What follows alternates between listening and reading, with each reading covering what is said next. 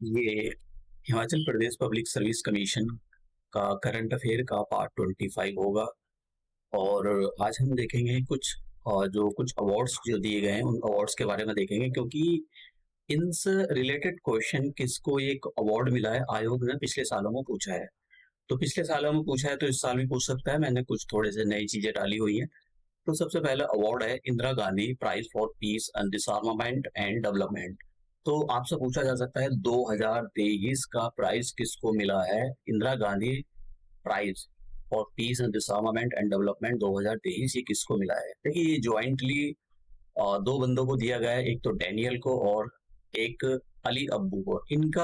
इनको क्यों दिया गया है? देखिए, जैसा इस प्राइज का नाम ही है फॉर पीस एंड डिसआर्मामेंट, तो इन्होंने शांति बनाए रखने के लिए काम किया है। किस किस के बीच में शांति बनाए रखने के लिए काम किया है?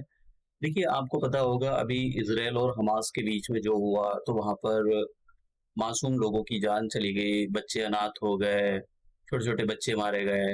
ये बहुत लार्ज स्केल पर हुआ है और ये बहुत टाइम से होते हुए आ रहा है।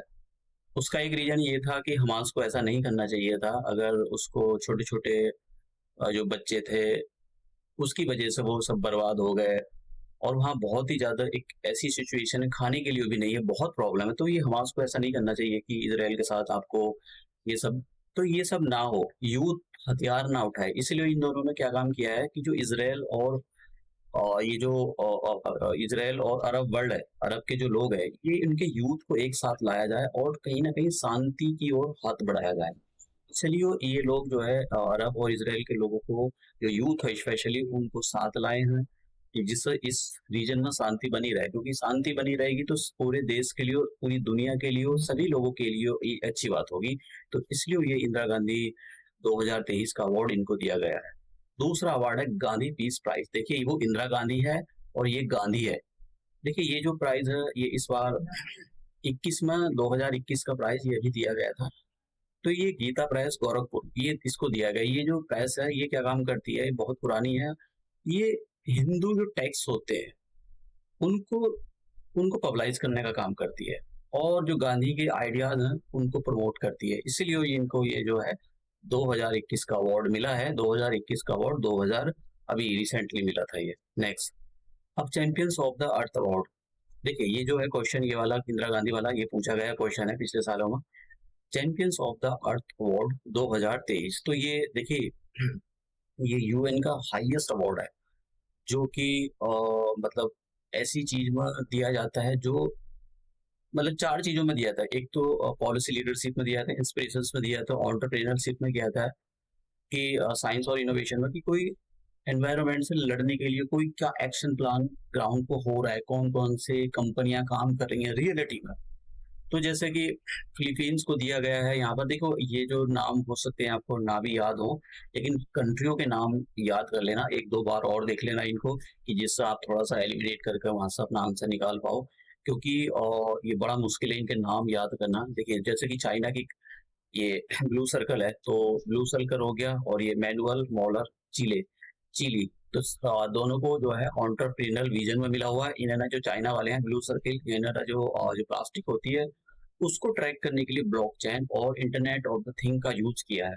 ठीक है, कि कैसे ना कैसे उसको कलेक्ट किया जाए, माने कि एक तरह से मैनेजमेंट प्लास्टिक का किया जाए। क्योंकि देखो, मैनेजमेंट बहुत जरूरी है। प्लास्टिक का कितना आ रहा है, कितना यूज कर रहा है, कितना नया बना रहा है, कितना वेस्ट हो रहा है, कितना वाटर के अंदर डिजोल्व हो रहा है, ये सारी चीजें बहुत जरूरी है कि आप इन सारी चीजों की। हमारे इंडिया के अंदर क्या है, लोग बाग आते हैं, लाते हैं, जैसे कि वो वन सिंगल यूज प्लास्टिक लाते हैं, वो पॉलिथीन लाएंगे, फेंक देंगे उसको। उनको कोई लेना देना नहीं वो प्लास्टिक कहाँ से आ रहा है, हम क्यों फेंक रहे हैं, कोई लेना देना नहीं कभी भी। स्पेशली जो अर्बन एरिया में कभी लोग थैला लेकर, जो कपड़े का जो थैला होता है उसको लेकर सामान लेना नहीं चाहते। वो बहुत बड़े नवाब हैं, उसी की वजह से ये सब कुछ इतना बड़ा। गाँव के लोग बहुत अच्छे होते हैं, गाँव के लोग जो कपड़े का थैला लेकर जाते हैं और वो उसी में अपना सामान लाते हैं। लेकिन शहर के लोग नहीं करते ये, क्योंकि उनको कहीं एक टाइप का, एक तो सबसे बड़ा होता है कि वो चलते हैं एकदम नवाबों की तरह, कि भाई ठीक है, इधर से खाली आ जाएंगे, उधर से ले आएंगे। उनको कोई ऐसी आदत होती नहीं है, और जिसकी वजह से प्लास्टिक इतना हर जगह फैला हुआ है, प्लास्टिक प्लास्टिक। तो शहर के लोग ज्यादा रेस्पॉन्सिबल है, और गाँव के लोगों से, गाँव के लोग अभी भी अपनी जो है पुरानी चीजों को फॉलो करते हैं। और ये जो है साइंस और इनोवेशन में council for scientific and industrial research south Africa को दिया गया है। तो देखिए ये अवार्ड आपको 1-2 बार याद रख लेना है, क्योंकि पूछ सकता है वो भाई 2000 का अवार्ड 2023 का अवार्ड किसको दिया गया है। ये यहाँ पर लोग दे रखे हैं, नाम तो नहीं पूछेगा, कंपनी ही आपसे पूछेगा। प्लास्टिक के बारे में अगर आपको थोड़ा सा अपने मेन में कुछ लिखना हो प्लास्टिक से रिलेटेड पॉल्यूशन जो, तो यहाँ से आपको थोड़े से पॉइंट मिल जाएंगे कि ह्यूमिडिटी अराउंड कितना, हर साल कितना टन प्लास्टिक प्रोड्यूस करती है।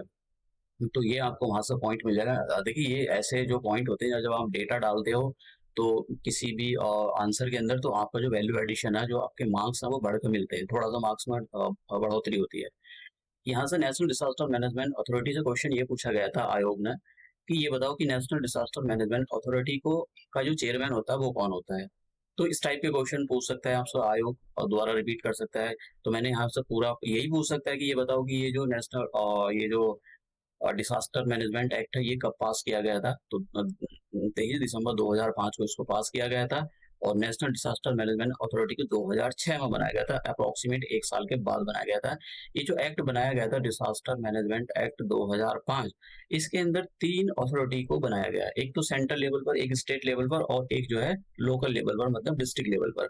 कौन कौन चेयर करते हैं इनको, देखिए डिस्ट्रिक्ट लेवल पर तो इसको सॉरी जो नेशनल लेवल पर होता है prime minister Shri Narendra Modi ji chair करते हैं। देखो नरेंद्र मोदी कौन कौन सी जो बॉडी है उनको चेयर करते हैं, जैसे नीति आयोग हो गया, तो इनके बारे में आपको पता होना चाहिए, क्योंकि ये बहुत ज्यादा इंपॉर्टेंट हो जाता है कि जिसको प्राइम मिनिस्टर जो है चेयर करते हैं, चेयरपर्सन होते हैं उसके।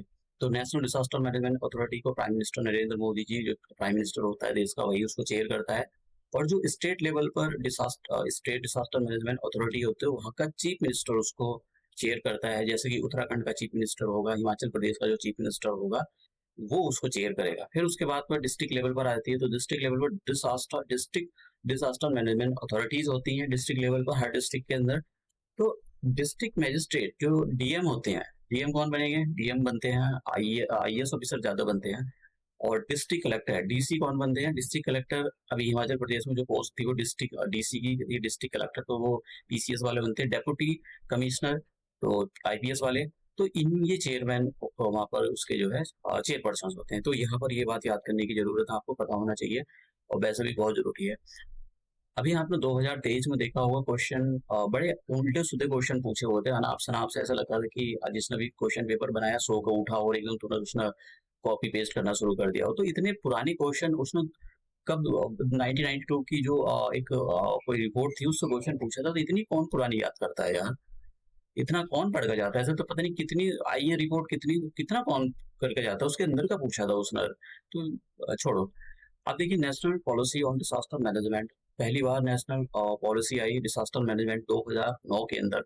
फिर पहला नेशनल डिसास्टर मैनेजमेंट प्लान 2016 के अंदर ये आया, 2016 के बाद इसको 2019 के अंदर इसको मतलब रिवाइज किया गया है। तो यहाँ पर है एक सेंडई फ्रेमवर्क है, तो ये जो है डिसास्टर से रिलेटेड है। जब भी कोई डिसास्टर आता है तो ये उससे रिलेटेड है, और इंडिया ने ये साइन करके रखा हुआ है। तो आपको पता होना चाहिए कि भाई ये जो क्या सेंडई फ्रेमवर्क किससे रिलेटेड है, मैच द फॉलोइंग करा सकता है, तो डिसास्टर से रिलेटेड है ये।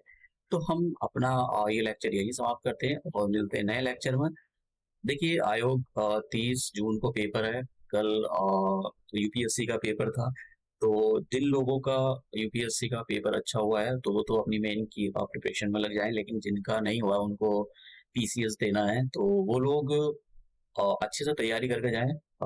ज्यादा दिन हार्डली उनके पास टाइम है नहीं है रिवाइज करने का, क्योंकि फैक्चुअल चीजें पीसीएस के अंदर पूछी जाती हैं।